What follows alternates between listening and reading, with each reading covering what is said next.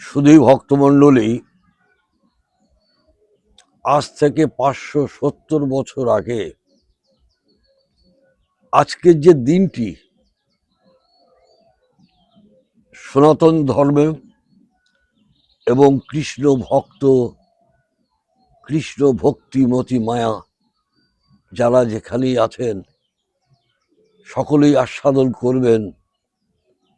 এই তিথিটি আমার প্রভু অদ্বৈত আচার্যের কাতর আহ্বানে শ্রীধাম নবদ্বীপে জগন্নাথ মিশ্রের পত্নী শ্রী শচী দেবীর কোল আলো করে ভূমিষ্ঠ হয়েছিলেন। সেই কারণবশত এই অধম আজ সমস্ত কৃষ্ণ অনুরাগী ভক্ত, গৌর অনুরাগী ভক্ত, ভক্তিমতী মায়েদের কাছে প্রমাণ স্বরূপ যেটি কি বলা হয় অন্তিম লীলা সম্বরণ, সেই বিষয় নিয়ে এই অধম আজ আপনাদের কাছে এই ভিডিওটি তুলে ধরছি। যখন শ্রীমন প্রভু আমার সমস্ত দাক্ষিণাত্য পরিভ্রমণ করার পর বৃন্দাবন থেকে কাশী এবং প্রয়াগ তীর্থে যখন রূপ গোস্বামীকে শক্তি সঞ্চার করে কৃপা করলেন এবং বললেন তুমি বৃন্দাবনে যাও, তারপর কাশীতে সনাতন মিশ্রের সাথে প্রভুর সাক্ষাৎ। সনাতন শিক্ষাতে আমরা পেয়েছি সনাতন প্রভুকেও প্রভু সমস্ত রকম জানা সত্ত্বেও সনাতন শিক্ষা চৈতন্য চরিতামৃতে কবিরাজ গোস্বামী কলম দিয়েছেন। এরপরে প্রভু আছেন বারাণসীতে। তখন নবদ্বীপের যারা অন্তরঙ্গ পার্ষদ দীর্ঘদিন প্রভুকে না পেয়ে কাছে একে একে সকলেই চলল প্রভুর সমীপে। এমতো সময় অদ্বৈত আচার্য খবর পেয়ে জগদানন্দকে ডেকে পাঠালেন। জগদানন্দ যখন শান্তিপুরে অদ্বৈত আচার্যের কাছে আসলেন, অদ্বৈত আচার্য 4টি লাইনের একটি তরজা, সেইটি কি করলেন বললেন প্রভুকে কহিও। এই প্রভুকে কহিও বলে উনি আর বলতে পারছেন না। জগদানন্দ বুঝে নিল কিছু একটা ঘটনা অবশ্যই আছে। অদ্বৈত আচার্য নিজেকে সম্বরণ করে বললেন প্রভুকে কহিও আমার সশ্রদ্ধ প্রণাম। এই তরজাটি প্রভুর হাতে দিও। জগদানন্দ অদ্বৈত আচার্যকে ভক্তি করে চললেন। যেখানে আমার শ্রীমন মহাপ্রভু আছেন সেই বারাণসীতে যখন জগদানন্দ গিয়ে পৌঁছালেন, সেখানে আছেন রাজা প্রতাপ রুদ্র, স্বরূপ দামোদর, রায় রামানন্দ প্রভূত, এমনকি গোবিন্দ অন্তরঙ্গ পার্ষদ। যখন প্রভুর হাতে সেই পত্রটি দিলেন, প্রভু পত্রটি খুলে কি দেখলেন? তাতে লেখা আছে, বাউলকে কহিও লোক হইয়াছে আউল, বাউলকে কহিও হাটে না বিকাই চাউল, বাউলকে কহিও লোক কাজে না হুকো আউল, বাউলকে কহিও ইহা কহিয়াছে বাউল। স্বরূপ দামোদর গোস্বামী সঙ্গে সঙ্গে প্রভুকে বললেন, ও প্রভু, তোমার এই তরজা যেটি আচার্যদেব লিখে পাঠিয়েছেন, এর হেতু তো বুঝতে পারলাম না, একটু কৃপাপূর্বক হেতুটা আমাদের কাছে এটা খুলে বলুন না। তখন শ্রীমান প্রভু আমার বলতে লাগলেন, অদ্বৈত আচার্য নিজে একজন বাউল, তাই আমাকেও বাউল সম্বোধন করে তিনি এই কথাটা বলতে চাচ্ছেন, কারণ অদ্বৈত আচার্যদেব আগম শাস্ত্রে খুব পারদর্শী, তাই তিনি ঈশ্বরকে এই জীব উদ্ধারের উদ্দেশ্যে আনয়ন করে কিছুদিন তার পূজা পাঠ করার পর এখন তিনি বিসর্জন দিতে চাচ্ছেন। সঙ্গে সঙ্গে সমস্ত ভক্ত এবং স্বরূপ দামোদর বুঝে নিলেন সর্বনাশ হতে চলেছে। সেই তরজা প্রকাশের পর থেকে আমার প্রভু উন্মাদ প্রলাপ দশা শুরু হলো। এমনই শুরু হলো, ক্ষণেক মূর্ছা, ক্ষণেক প্রলাপ, ক্ষণেক উন্মদ দশা, বিরহ ভাব সমস্ত ভক্তরা দর্শন করছেন। ঠিক এমতো পরিস্থিতিতে 1452 শতাব্দে রথের সময় চারটি সম্প্রদায় সহ জগন্নাথে হরিনাম সংকীর্তন, সঙ্গে প্রভুও আছেন।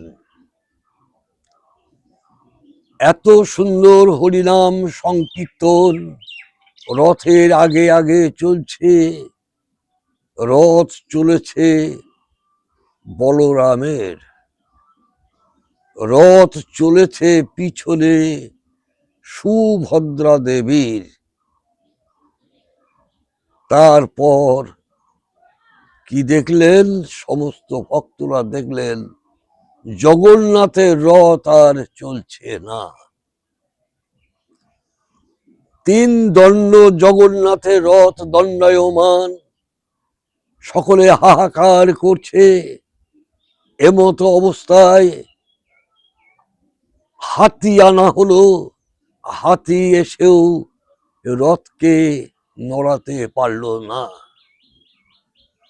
প্রভু সংকীর্তনের মধ্যে থেকে উল্কার বেগে ছুটে এসে মাথা দিয়ে সেই রথ যখন ঠেলছেন, তখন প্রতাপরুদ্র বলছেন, প্রভু আপনি সামান্য মানুষ নন, আপনি সাক্ষাৎ ঈশ্বর।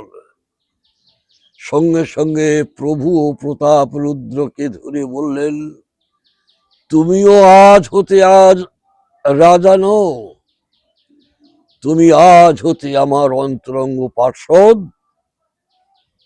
তোমার কাজ আমার অন্তরঙ্গ পার্ষদের সাথে এই প্রেম ও ভক্তি বিতরণ করবে।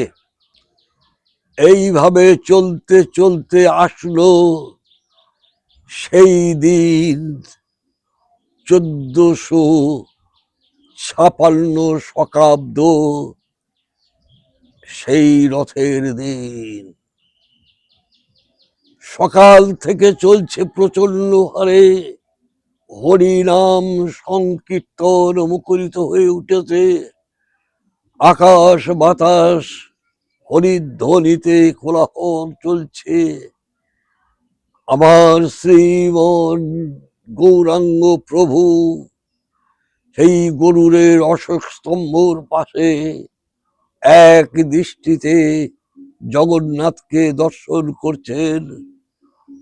এমত সময় তিনি রায় রামানন্দকে জড়িয়ে ধরে আকুল ভাবে কেঁদে উঠলেন। কাঁদতে কাঁদতে দর্শন করলো ভক্তবৃন্দ যে প্রভুর বিগলিত অশ্রু ধারা এমন ভাবে বয়ে চলেছে, সেই দিন কোনো ভক্ত আর নিজেকে সুস্থ রাখতে পারলেন না। সকলেই তার মনে হলো সেই অদ্বৈত আচার্যর সেই তরজাটির কথা। আস্তে আস্তে মহারাসের গীত শুরু হলো। মহারাসের গীতের পর আসন্ন সেই সন্ধ্যা আরতি। সন্ধ্যা আরতি যখন চলছে, সেই সময় বিরহ দশায় সুর সন্ধ্যা আরতিতে ধ্বনিত হচ্ছে। এমন সময় শত চন্দ্রের জ্যোতির ন্যায় একটি জ্যোতি গুরুর স্তম্ভর পিছন থেকে সেই জ্যোতি এসে আমার শ্রীমান প্রভুর সাথে মিলিত হলো। দর্শন করলেন সমস্ত ভক্তবৃন্দ। দর্শন করার পর আর প্রভুকে কেউ খুঁজে পাচ্ছেন না। রায় রামানন্দ বলছেন, হয়তো প্রভুর তো খুব ভালো লাগতো, টোটা গোপীনাথের কাছে চলো তো যাই সবাই মিলে একবার। সকলে গেলেন টোটা গোপীনাথের কাছে। গিয়ে কি দেখলেন? বহির্বাস পড়ে আছে, কণ্ঠদেশের মালা পড়ে আছে। বহির্বাসের বস্ত্রটি সযত্নে রায় রামানন্দ বুকে জড়িয়ে ধরলেন। বললেন, চলো তো একবার গম্ভীরাতে যাই। যাবার পথে একবার চলো গন্ডিচা মন্দিরেও দর্শন করে গিয়ে দেখি। সকল ভক্ত গন্ডিচা মন্দির হয়ে যখন গম্ভীরাতে গেলেন, সেখানেও সমস্ত ভক্তবৃন্দ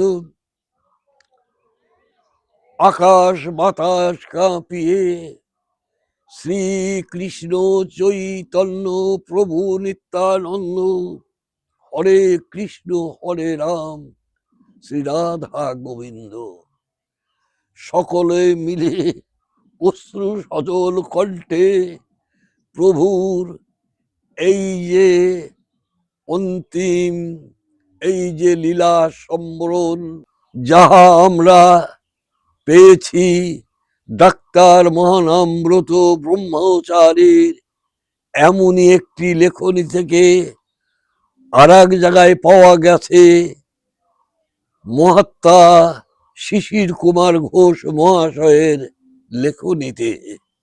তাই শুধু ভক্তমণ্ডলী প্রভুকে যখন প্রশ্ন করেছিলেন, প্রভু গো, এই তরজার হেতুটা খুলে একটু বলুন না। তরজার হেতুটা পরিষ্কার করে তিনি বলে গিয়েছেন, আচার্যদেব প্রেম ও ভক্তি জীবকে উদ্ধারের জন্য কেঁদে কেঁদে আমাকে এনেছিলেন। তাই তিনি বলেছেন মানুষের ক্ষুধা ছিল, মানুষের পিপাসা ছিল, তাই